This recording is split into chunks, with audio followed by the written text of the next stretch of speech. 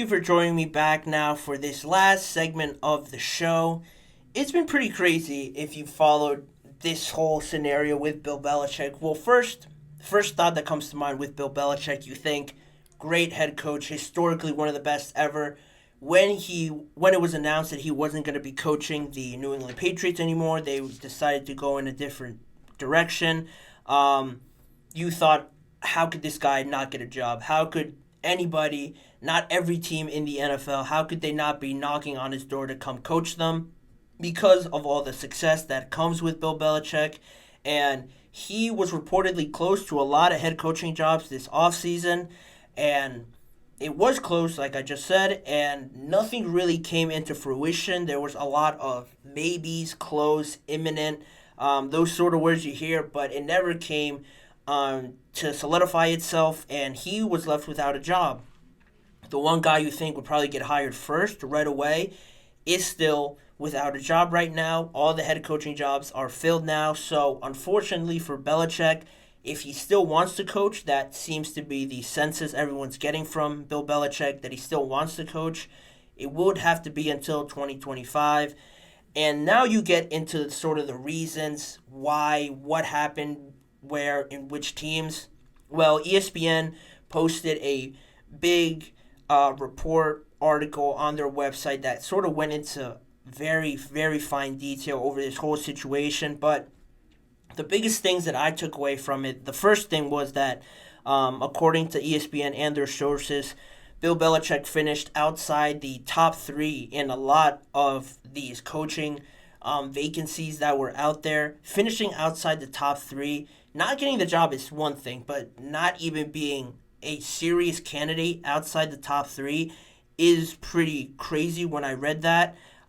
Specifically in Atlanta, this all sort of revolves around, because that seemed like the closest Bill Belichick got to getting another head coaching opportunity. It was with the Atlanta Falcons. He had conversations with their owner, Arthur Blank, and it seemed to be going in the right direction. When I saw all the news, I thought like this was just going to happen. Compared to the Raiders, the Eagles, the Cowboys, or anything like that, the Chargers, a lot of smoke was coming from the Atlanta Falcons. I just thought he was going to fit there. He was going to take over that young, exciting team. But the report continued on by mentioning that Bill Belichick suggested that he only wanted to be the head coach there at Atlanta. There were some doubts, like there was all over the NFL, that Bill Belichick comes with this demeanor that it's his way or the highway. He wants to be in control of everything. He wants to be the general manager, have the final say, all these sort of things.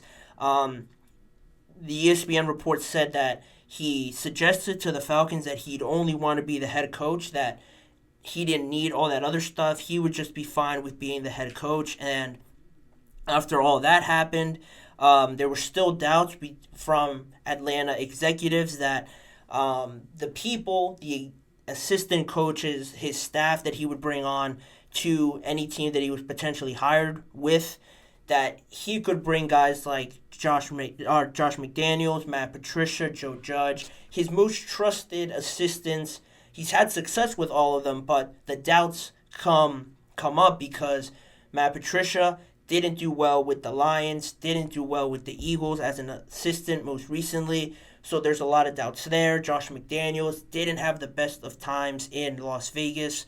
So there's that. Joe Judge had a pretty awful time as the head coach of the New York Giants. So all these coaches that have branched out and have tried it on their own have been very unsuccessful on their own with whatever people think that they've learned from Bill Belichick, from learning under him this whole time. It hasn't really panned out for them. And Bill Belichick, the report claimed that he said that if you were to bring them on, that they were better soldiers than they were generals, were his words, according to this ESPN story that came out. That's why he thinks they failed. They were just not suited for being the head general, as he put it, the head coach in all these positions. He vouched for them that they were better under him, under his command, under his rule, if you would, that they were going to perform a lot better. But that didn't sit well with the Falcons, evidently, because when they announced Raheem Morris as their head coach, everyone, as well as Bill Belichick, was blindsided. And as the Falcons source said later on, after Raheem Morris was announced, that Bill Belichick was essentially voted off the island in terms of getting hired by the Falcons, seeing all the options on the table, nailing down a top three. Everyone just seemed to vote Bill Belichick as the one candidate that didn't fit, that they were unsure of, so he was voted off the presumed island that the Falcon source said to ESPN. And that's pretty surprising already in that statement because I mentioned Bill Belichick and all the success and whatever people want to say about him. It's pretty hard to ignore the success he has and how much he put into that organization, even if the rumors about his character and stuff like that, controlling personality, it is hard to ignore the winning, the success he's had. I know Tom Brady has been his quarterback, the greatest of all time, arguably in people's minds, but I can't think it's all been around Tom Brady. A lot of his former players under Bill Belichick have vouched for him, have said he's a great coach, have talked him up a lot ever since he wasn't hired, but people still had their doubts. And there was also other job openings and other reasons why Bill Belichick didn't get hired in these other teams, according to the sources from ESPN. You start with the Philadelphia Eagles. They weren't really 100% from firing Nick Sirianni and taking on Bill Belichick. Their biggest fear was that same thing I've been talking about, that if they hire him, they'd have to almost surrender everything to Bill Belichick and do things his way and then just blindly, in a way, just trust him, trust that it has worked in the past, and trust that he could continue winning. That didn't sit right with a lot of people in the Eagles organization, and they'd essentially have to start from scratch if he only stayed for a short period of time. And then what are they left with if they surrendered everything, all the decision making to Bill Belichick? They'd have to really start all over. They didn't want to do that. And you'd have to fire Nick Sirianni and all of that. They decided to just stick with Sirianni for at least this year. But their owner and Howie Roseman are reported fans of Bill Belichick. So they had conversations, according to this article, but nothing really came to be solidified. Then you move on to the Dallas Cowboys. You think Mike McCarthy, awful playoff loss. He has to be gone. But Jerry Jones really quickly decided to say that McCarthy is staying. He'll play out his contract. And that surprised a lot of people. And most people will say, if they know Jerry Jones or if they really have a good understanding of what Jerry Jones is like, they'll say that he's not the biggest fan of sudden change, especially to someone like Bill Belichick, because even though I don't think he's so controlling and so hard-headed that he can't be open to change, he still carries the the aura of being Bill Belichick, the powerful statement, the intimidation almost you get from seeing Bill Belichick being coached by him, walking into Dallas, those two personalities clashing with Jerry Jones. I think that put Jerry Jones off a little bit, not comfortable with that sort of change. Right away, he said, we're sticking with Mike McCarthy, that's it. He didn't really give an explanation too much. With a bad loss like that, I don't know how you couldn't move on, but he said that he was sticking with him, and that was the end of that. Then you have other teams like Las Vegas. Didn't make too much sense at the time. They just moved on from Josh McDaniels, so bringing in Bill Belichick, who McDaniels essentially learned under, didn't make sense for them. Antonio Pierce as well was very well liked, so that was crossed off. You look at the Chargers, Bill Belichick really didn't want to go to Los Angeles and coach in Los Angeles there in that situation, so that wasn't really taken seriously. With Washington, again, it gets heated and it gets pretty intense because their minority owner, Magic Johnson, suggested Bill Belichick as an option, but their majority owner, Josh Harris, wanted a stronger GM with the head coaching role to work under that GM, and I don't think anybody would think Bill Belichick would work under anybody. So that wasn't going to work out either way. Tennessee, again, they weren't open to the idea of Bill Belichick rebuilding something that they wanted to move in a different direction. They've modernized their offense, so Bill Belichick is definitely more old school, more like Matt Vrabel, who they just got rid of, so that, again, didn't really make sense for them. And the biggest thing about this, the most shocking thing to me was that trusted sources from ESPN have said that Bill Belichick believed that Robert Kraft actually called the Falcons owner, Arthur Blank, and warned him about not trusting Bill Belichick. Also, reports from Jeremy Fowler, Don Van Netta Jr., reporters from ESPN, have also said that the conversation Blank had with Robert Kraft, in their words, was the main reason why Bill didn't get the job. And again, if you read further into all these stories, there was also another thing that said that Robert Kraft called Josh Harris, the owner of the Washington Commanders, and basically said the same thing, not to trust Bill Belichick. But of course, the New England Patriots, their person came out and rebutted that, have said that they would never talk down on Bill Belichick, that instead they advocated for him in a lot of these jobs. But it is hard to think that it is expected, that response from the Patriots, but it's hard to not believe the original report because, we're talking about ESPN. If ESPN's posting it, you'd have to think there has to be something there. And more came out about this, that one source said that if Robert Kraft might not have talked badly about Bill Belichick in these meetings, because I think that's the surest thing about this, that I don't think anyone's denying there was a conversation held, because if you're trying to hire someone, you go to the references and see what they think about it. That seems to be the surest thing. Now, what Robert Kraft said, that's just really hard to know unless you were part of that conversation. But most sources believe that even if Robert Kraft didn't talk badly about him, didn't say that he didn't trust him, he certainly didn't advocate for him, talk positively about him, didn't say, you have to hire Bill Belichick. Yeah, that's your best choice. You're making a mistake if you don't hire him. A lot of sources have said that it was just basically not good, not bad, but he definitely didn't advocate for him, which is the thing.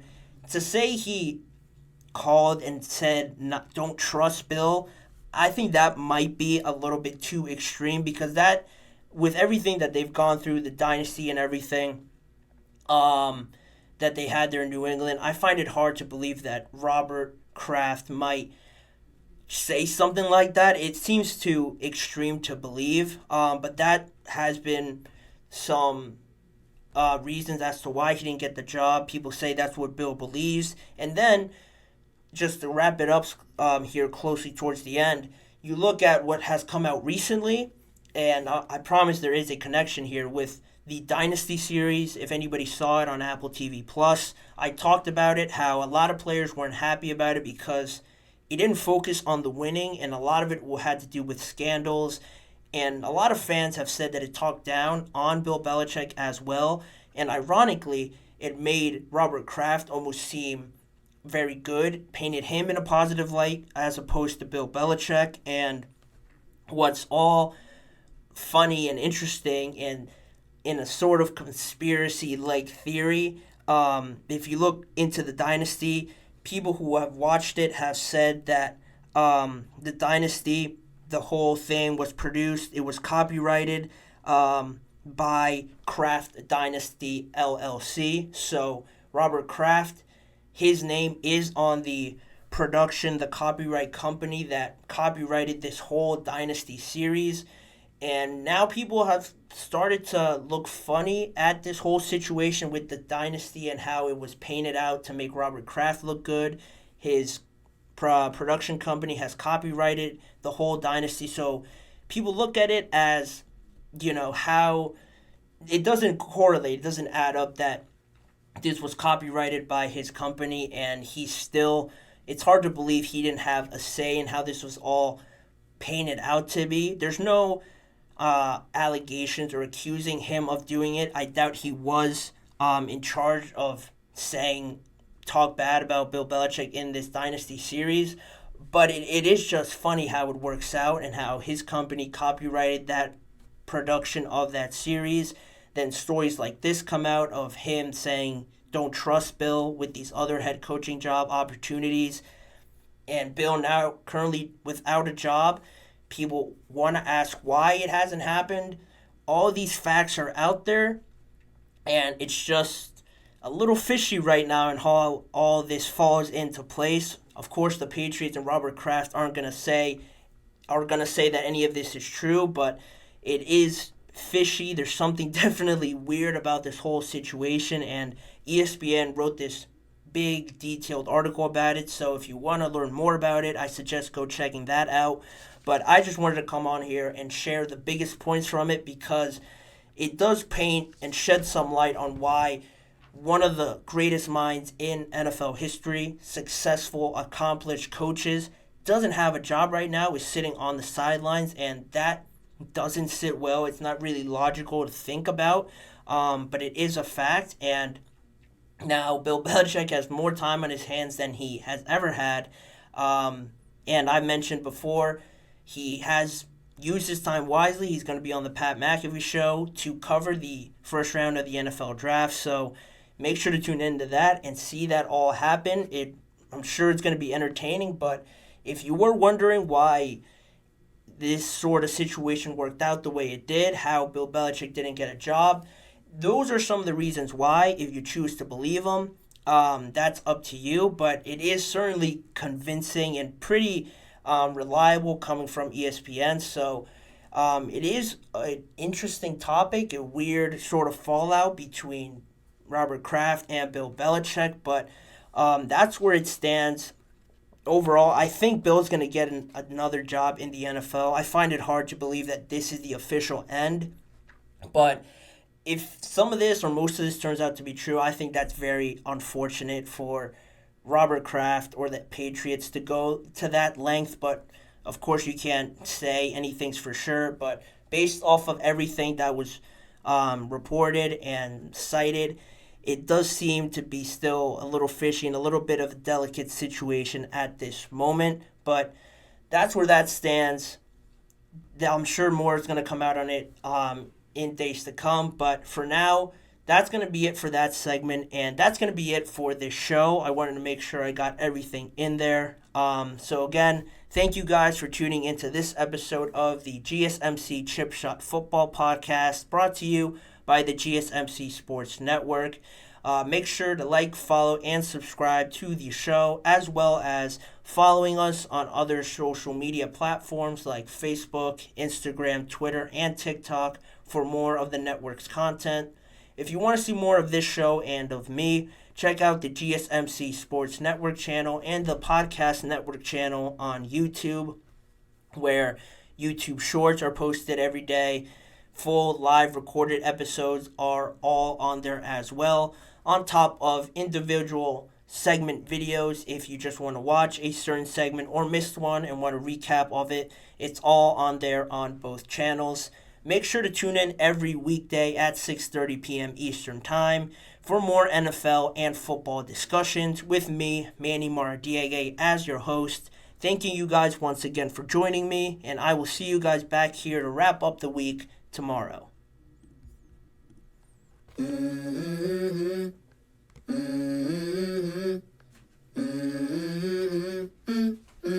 Let's go. I wake up to a little bit of drool on my pillow, feel like it's gonna be a bad day. Yeah, I'm tired of shit, and the coffee ain't hit yet, damn, ain't that great. I don't wanna go to